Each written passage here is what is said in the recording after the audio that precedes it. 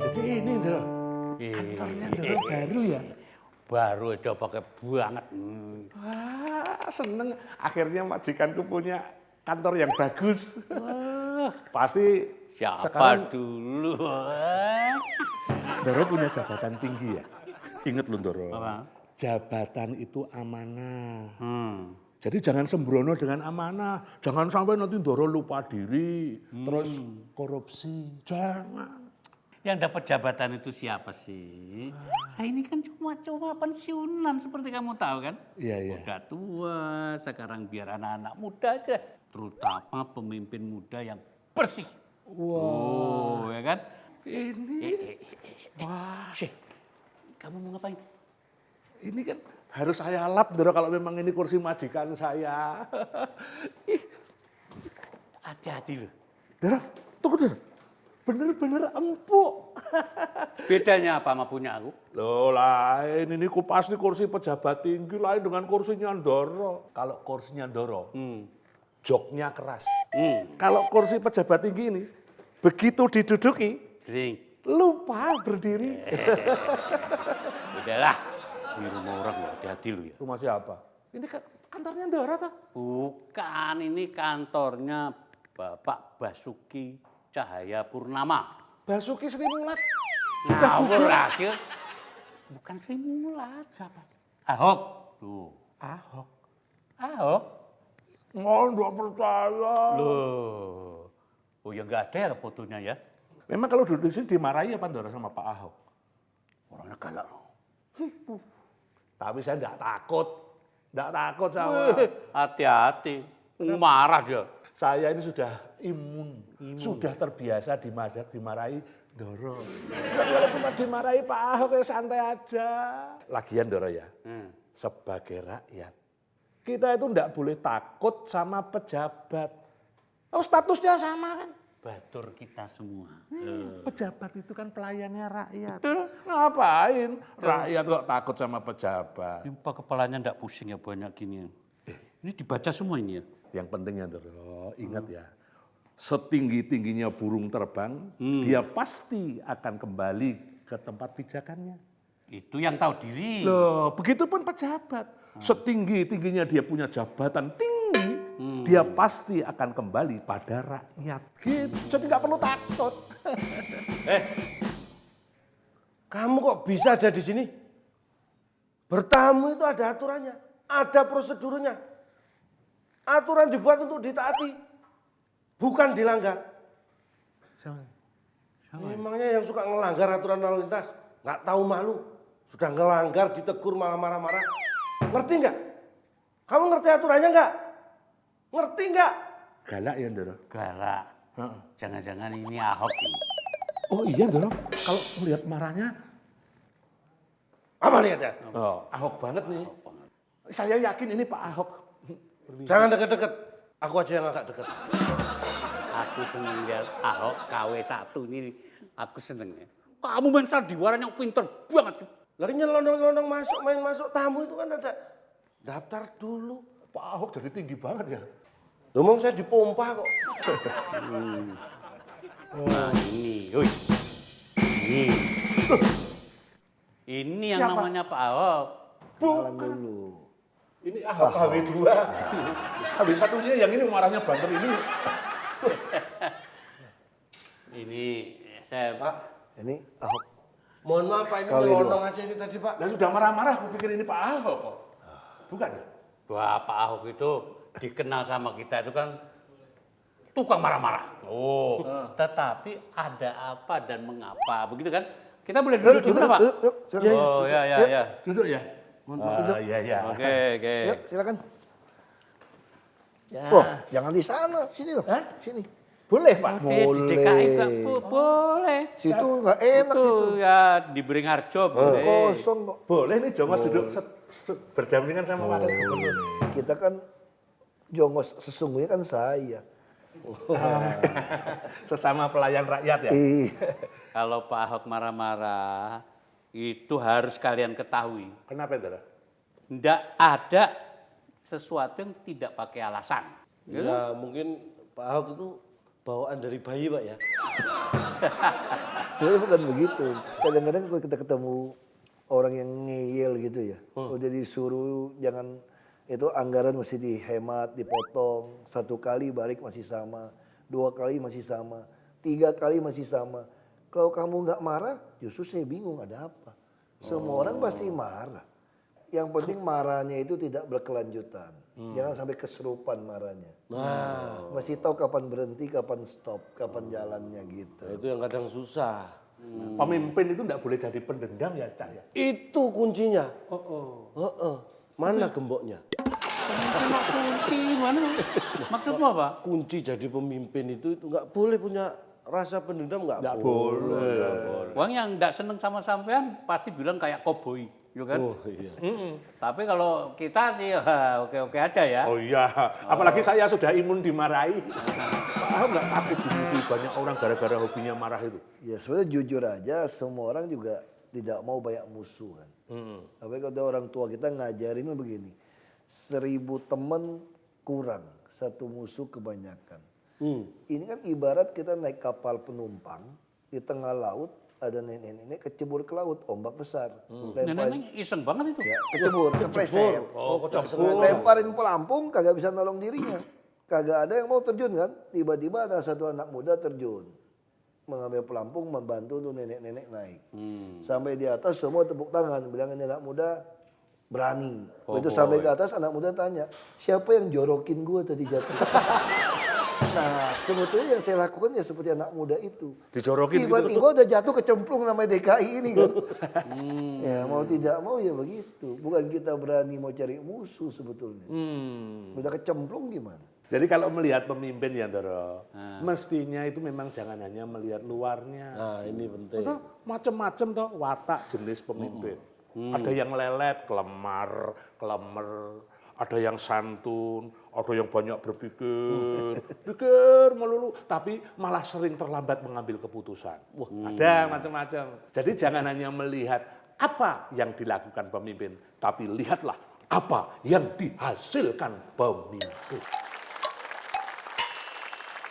Sebenarnya gimana sih hubungan Pak Ahok sama Pak Jokowi itu? Ya baik-baik aja. Kok kemarin waktu diberitakan dia ini wakil gubernurnya bandel ngeyel. Bandel apa? Enggak Makanya manut sama kadang-kadang tuh orang cuma lihat dari luar.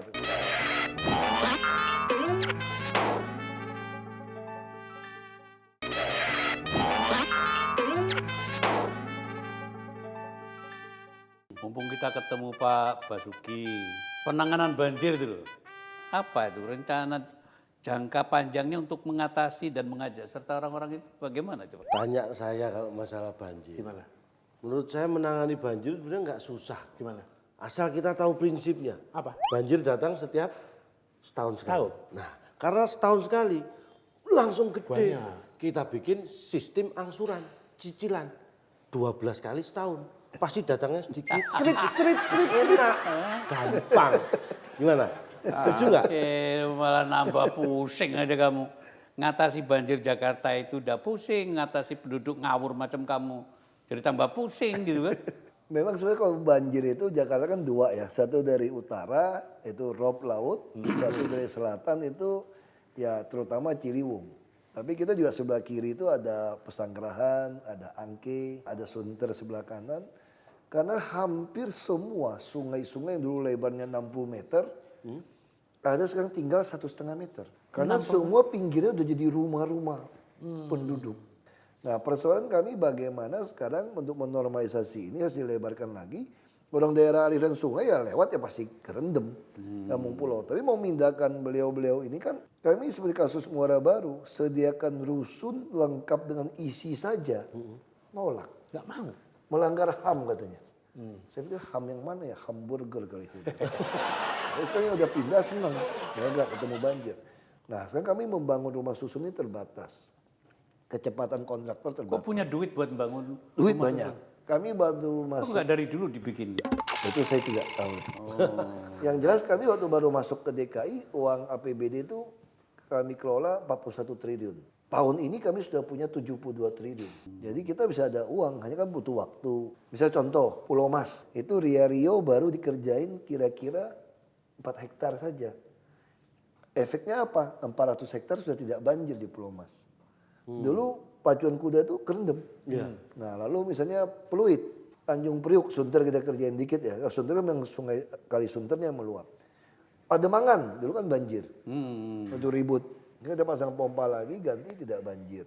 Pluit hanya Pluit Utara sekarang. Jadi kita lagi berpikir tentu kita ada sodetan memindahkan Ciliwung masalah utama. Ada sodetan dari pemerintah pusat sedang dikerjakan. Kanal banjir timur ini paling bagus, paling rapi karena baru proyek pemerintah pusat. Kalau barat ini udah meragukan dari zaman Belanda. Jadi gimana caranya air ini dipindahkan ke timur buat sodetan. Sodetan hanya 60 kubik per detik. Sedangkan Ciliwung ini Katulampa begitu lepasnya bisa 700-an, 800 kubik per detik.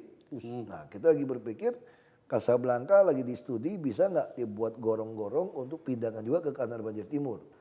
Nah tadi kita pikirin mau pindah ke Cisadane. Ternyata Cisadane juga udah didudukin semua perumahan. Ini kita sodet ke Cisadane bisa masalah juga. Nah kita mau buat tampungan di Ciawi. Nah karena kita berpikir kuncinya sekarang membuat waduk-waduk di utara. Ini seperti baskom kan. Jadi baskom harus dikeringin supaya waktu air diisi sempat nampung baru pompa. Nah sekarang waduk Pluit kita mau paksakan 80 hektar. Berarti ada 5.000 lebih rumah yang liar itu harus digusur. Perlawanan, ribut. Nah kita lagi berpikir daripada ribut itu terlalu penampang keringnya ribut, penampang basahnya kita kerjakan. Nah kita lagi mau di Kali Tunjungan yang ketol, sebelah kanan yang banyak rawa-rawa itu, empang itu, kita mau membebaskan 90 hektar buat waduk. Lalu perbatasan Cengkareng dengan Tangerang, ada tanah sengketa juga tapi hijau kami mau bebaskan 120 hektar. Nah yang agak masalah sekarang perumahan mewah Pandai Indah Kapuk itu kan sungai Kali Angke. Sebelahnya pas itu mau buat ruko-ruko. Kita udah bilang nggak boleh bangun ruko. Anda harus jual kepada kami 30 atau 40 hektar untuk buat waduk.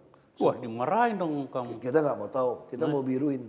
Kita udah bilang kalau tidak Kapuk Muara sampai hari ini akan banjir. Ini Angke, Kapuk Muara, terus ini perumahan Pandai Indah Kapuk, dia tinggi. Ya airnya mau lari kemana? Kalau ini mau luap lari ke rumah Kapuk Muara.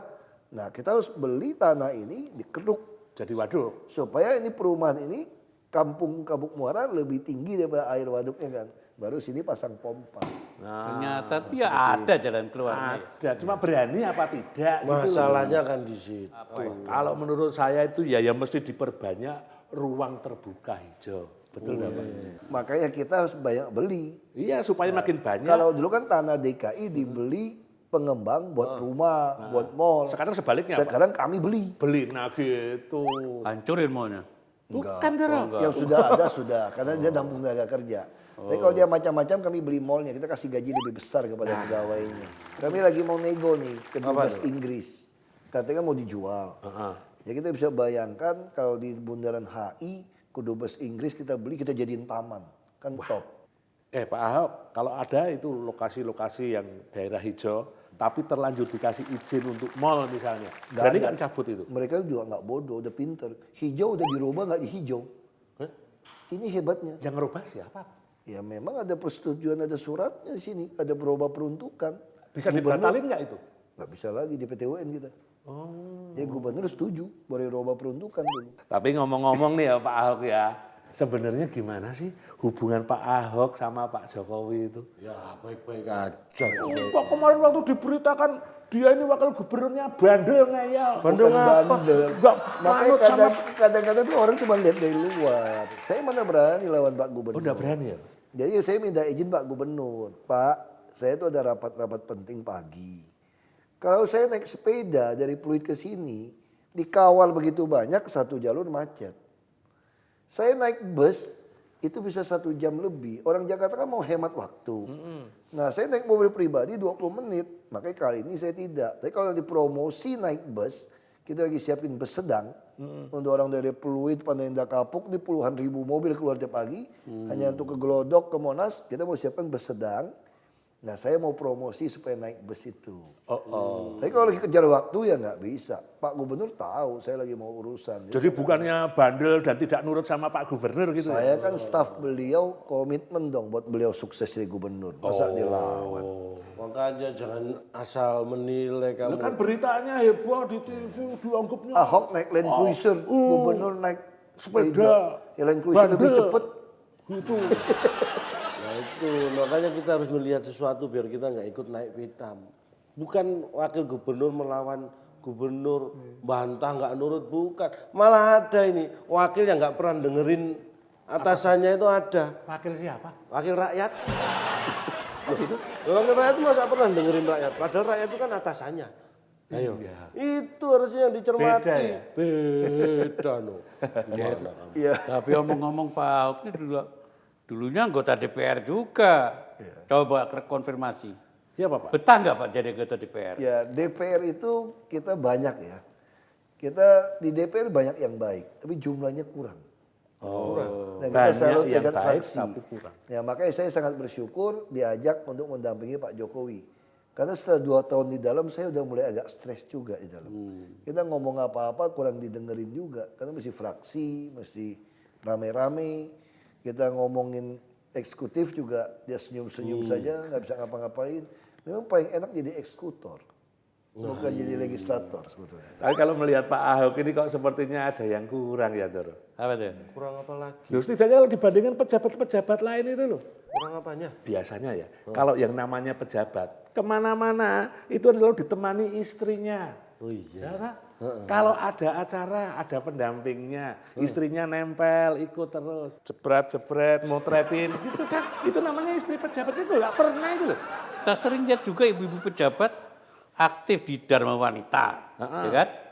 Kalau ada ibu-ibu istri pejabat itu datang nyumbang, diliput media kan gitu. Itu sampai-sampai ya Pak, ya ada ibu pejabat tinggi yang bilang di media sosial, kemana Ibu Ahok? Kemana Ibu Jokowi? Gitu. Istri saya tuh tipenya dia nggak gitu suka diliput ya. Nah seperti kayak banjir kemarin, ya dia ngatur sama teman-teman gimana mindahin orang nyumbang ya. Dia tidak perlu untuk keluar. Tapi kadang-kadang media repot juga. Saya keliling, tidak cerita sama wartawan, dibilang saya ngumpet. Kalau mau ngawasin orang kerja masa bawa-bawa wartawan? Iya sebenarnya sama. Istri saya juga nggak pernah ikut saya. Kenapa? Kenapa? Loh saya nggak pernah kemana-mana di rumah terus. Kalau dipikir-pikir itu ya kita tidak memang bisa mengesampingkan peran istri. Betul tak Doro? Oh sangat. Nah, Doro ya pasti nggak perlu kalau nggak punya istri. Iya. Saya itu selalu yakin bahwa istri itu selalu ada di belakang suami. Perannya itu tidak kelihatan, tapi sesungguhnya bekerja. Ada juga loh tapi istri yang pengennya selalu kelihatan. Kita kaget. Pak Ahok sama Pak Joko ngusir orang. Tapi itu kalau presidennya tegas. Makanya saya siap-siap di sini, siapa tahu suatu hari tinggal nyebrang Monas doang sampai ke Merdeka Utara. Ya, itu dia.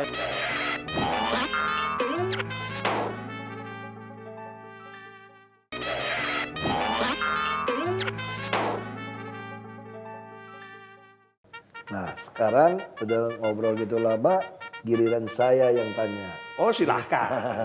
Nanya apa dulu dong? Macam-macam kita tes, namanya ukur air. Ukur air. Apa? Seandainya bapak-bapak yang jadi gubernur dan wakil gubernur, Waduh. ngatasinya apa yang akan diputuskan? Jangan-jangan lebih galak, lebih kejam dari saya, atau lebih melanggar HAM dari saya. Gimana nih Doro? Coba. Kalau jadi gubernur dan wakil gubernur, saya sama majikan saya kira-kira pantesan siapa? Hah? Wah, Ya mestinya ya saya lah. Dari wajah kan kelihatan. Gubernur ya kan. Ya belum tentu. Gimana kalau misalnya ini ya kita coba, saya ternyata lebih cocok jadi gubernur enggak? alah. Jujur dong, jujur.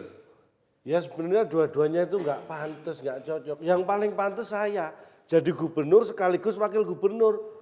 Loh saya kan gede, bisa dihitung 2 orang. Gitu loh. Ini ribut urusan gini, jawab pertanyaan saya dulu. Kalau misalnya nih, saya nanti jadi gubernur, wakil gubernur, saya akan tunjukkan bahwa saya ini demokratis.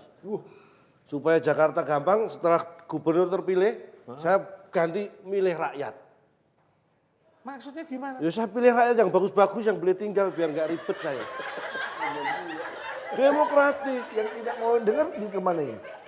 Ya saya kasih alat pendengar. Biar mau dengar. Jadi memang masalahnya itu kita kaget. Pak Ahok sama Pak Joko ngusir orang. Loh, kok bisa bikin apartemen ya? kok malah ditambahin nggak bayar lagi ya sekian bulan. Gratis.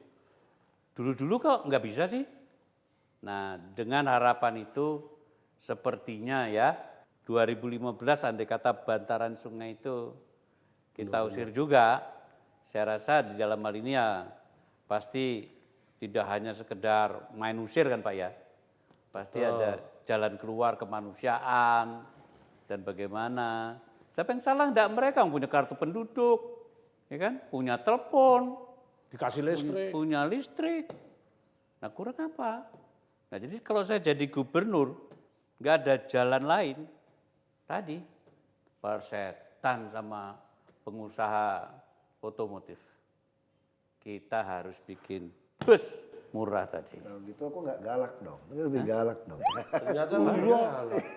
Belum jadi gubernur sudah galak. Ciri-ciri galaknya gampang ketahuan Pak Ahok. Ciri-ciri galaknya. Apa? Kumisnya itu loh.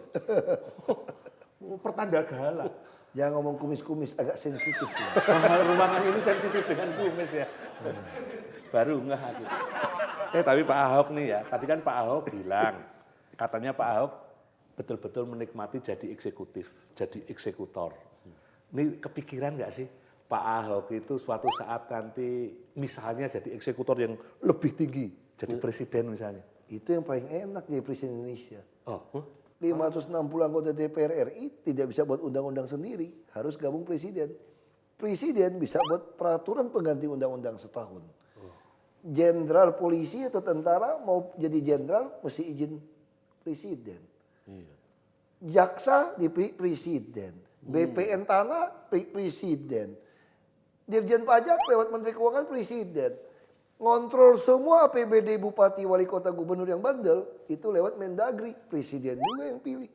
tapi itu kalau presidennya tegas. Makanya saya siap-siap di sini, siapa tahu suatu hari tinggal nyebrang Monas doang sampai ke Merdeka Utara. Nah, itu dia. Pantesan kok belakangan ini saya lihat sering klesak-klesik sama Ibu Megawati.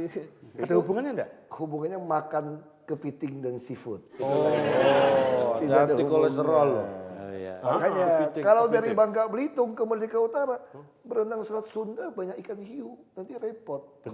Kalau di sini tidak ada macan, nyebrang saja. Jauh dekat itu sebetulnya tergantung niat kok. Dulu saya punya teman engkongnya tuh orang Cina tuh. Oh, Kamu tidak boleh menggunakan uang yang di dalam hal ini untuk kepentingan orang banyak. Nah, jadi dalam hal ini menggunakan uang untuk kepentingan orang banyak. Ya, jadi persoalannya bagi saya, kalau punya orang banyak aja berani dikentit gitu, ya susah. Kesananya itu pasti Brontoyudo, ya kan? Tetapi kalau kita bisa memberikan, misalnya dikasih kemuliaan orang yang diusir dari apa?